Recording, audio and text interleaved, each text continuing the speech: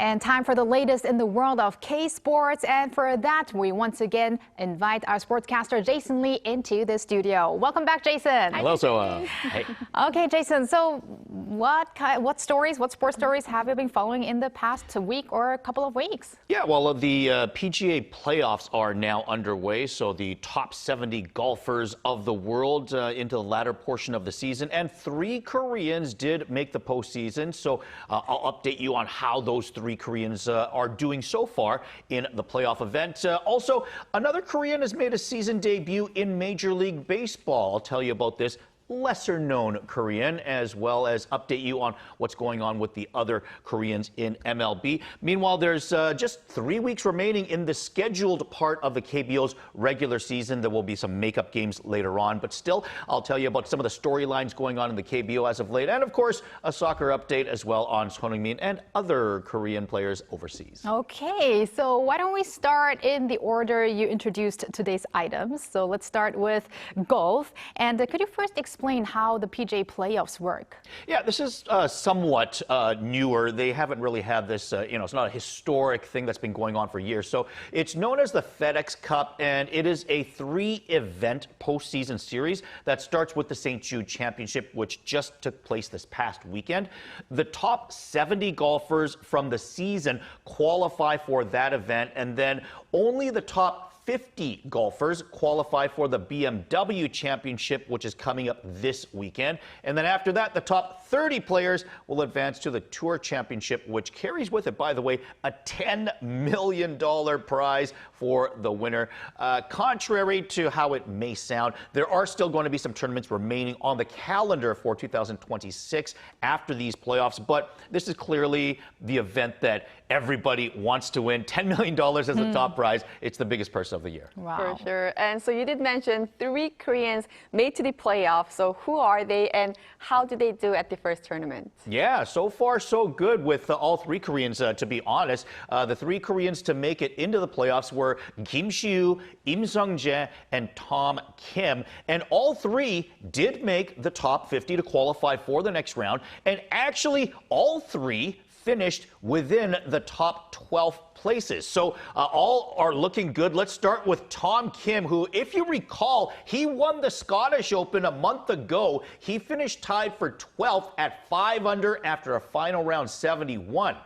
Im Sung-jae tied for 5th at 7 under. And, okay, honestly, he should have actually finished much better. He shot rounds of 66, 66, 67, and then a 74 on Sunday. So he could have easily finished at least in 2nd place with just a decent round on Sunday. But speaking of 2nd place, Kim Si-woo, the master of 2nd place finishes this year, he actually did indeed finish in 2nd with a 9 under total. He was consistent with rounds of 70, 68, 66 and 68 again.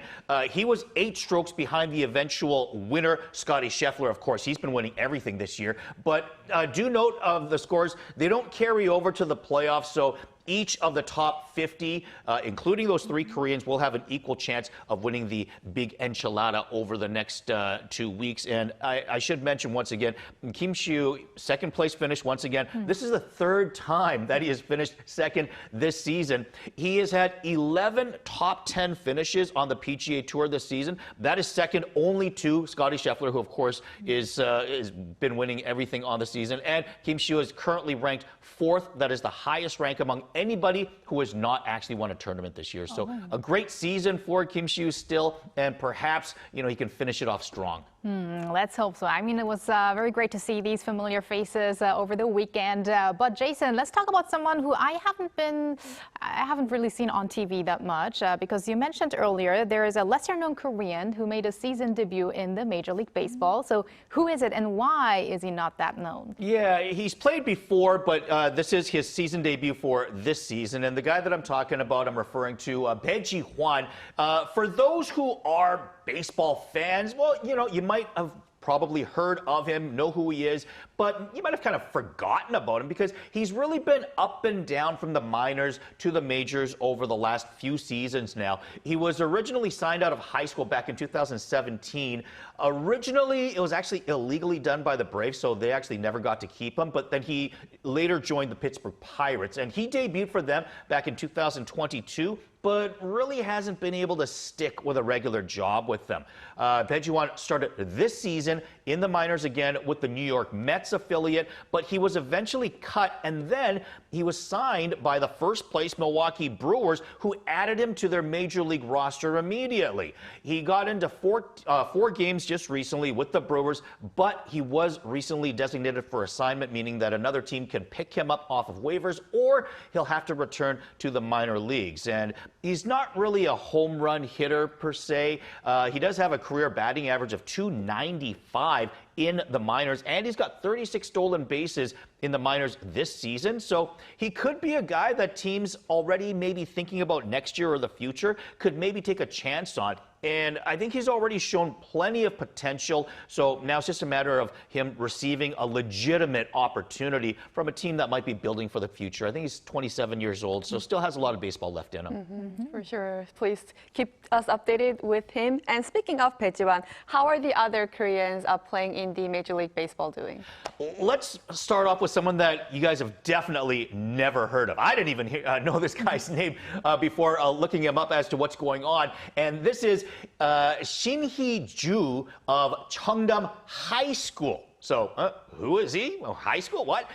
He's another, or the latest, high schooler who is signing with, again, the Milwaukee Brewers. And he's probably actually in the Bae-ji-won mold of not really being a power hitter, but rather offering some speed and defensive versatility in terms of his upside. And he now joins Gwangju Jail pitcher Park Chan-min and Doksu infielder Jun-sung to sign with major league teams this year out of Korean high schools, as they signed previously with Philadelphia and Arizona, respectively. And as for the major leaguers that we all know and love, Son Heung-min continues to play as a super utility player with the San Diego Padres. He does have 12 stolen bases on the year, not bad, but not really much beyond that as of note.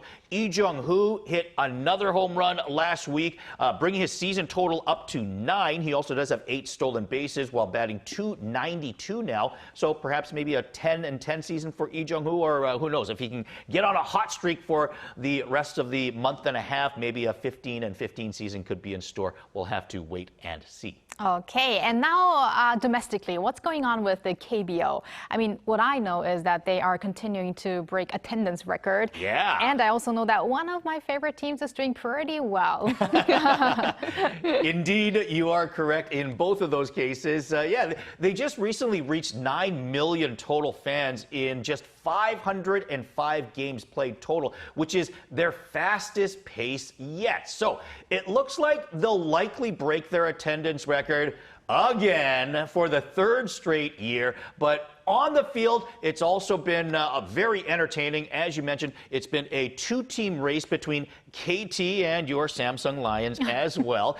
They're tied with 62 wins apiece, but KT has actually played 2 games fewer, so they do hold a 1-win advantage. Meanwhile, LG is a distant 3rd place. They're 6.5 games behind Samsung, followed by Kia and Doosan, who are 6 games ahead of 6th place Hanwha for the final playoff spot. So obviously, a lot can change over the next month and a half or so of the regular season, but right now, it looks like those are going to be the 5 playoff teams that are going to make it to the postseason. But the race for 1st place between KT and Samsung, I think right now it's probably still a little bit too close to tell. I think either could get that bye all the way into the Korean series. We'll have to wait and see. As for the MVP race, Austin Dean continues to lead the way as he's in the top 5 of just about every major hitting stat other than stolen bases. But Kia's Kim Do-young is right there as well, as he leads the league with 35 home runs and is also up there in a lot of the offensive stats as well. I think it could be still close. I think Austin Dean is definitely in the lead, but I think Kim Do-young is within striking distance. And perhaps a dark horse in the MVP race could be Doosan pitcher Kwak Bin. He's leading the league in both ERA and strikeouts. He's still a couple of wins behind the leaders for the pitching Triple Crown, but he's certainly been the best pitcher so far this season. And it's been a while, I feel like, since we've had a Korean pitcher be the best pitcher in the KBO. So great season so far by Kwak Bin. And I think I'm glad that the weather has cooled off a little bit because yes. lately it's been so hot that it was actually really difficult to be at these They stadiums. were canceling games because of the heat. So yeah, absolutely. I'm sure the weather has been much nicer. As I've actually been looking up tickets these days to try to get out to a game with the family, but since the weather is much nicer and certainly a lot of great baseball being played. Yes, For great sure. news. Yeah. So we've talked about golf, baseball, and let's end with soccer now. So what's the latest with Son Heung-min and other Korean soccer players playing overseas? Well, of course, we remember that Son Heung-min was named the MVP of the All-Star game in the MLS, but he's continued to play well after scoring in 4 straight games. Unfortunately, that streak has come to an end as his team LAFC were shut out 1-0 at home on Saturday by San Diego. The loss snaps a 5-game unbeaten streak for LAFC, and it also drops them now into 3rd place in the Western Conference. Also, hey, big news this one. Lee Gang-in is now on Atletico Madrid after a transfer reported to be in the 40 million euro range.